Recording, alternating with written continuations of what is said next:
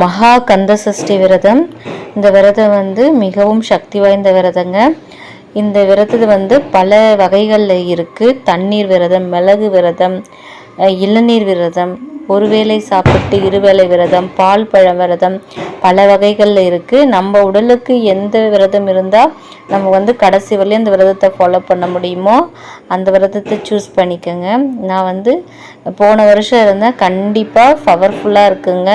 முழு நம்பிக்கையோடையும் பக்தியோடையும் உண்மையாகவும் முருகருக்கு நம்ம விரதம் இருந்தோம் அப்படின்னா 100க்கு 200% கண்டிப்பாக நடக்குங்க. இதை நீங்களும் இந்த விரதத்தை கண்டிப்பாக முழு நம்பிக்கையோடு இருந்து பாருங்கள். உங்களுடைய வேண்டுதல்கள் அனைத்தும் கண்டிப்பாக நிறைவேறும். வருஷத்தில் வர இந்த 6 நாட்களை என்றைக்குமே தவற விடக்கூடாது. நான் எப்பயுமே இந்த 6 நாட்களை பொக்கிஷமாக பார்ப்பேன். ஏன்னா இந்த விரதம் மிக மிக சக்தி வாய்ந்த விரதம்.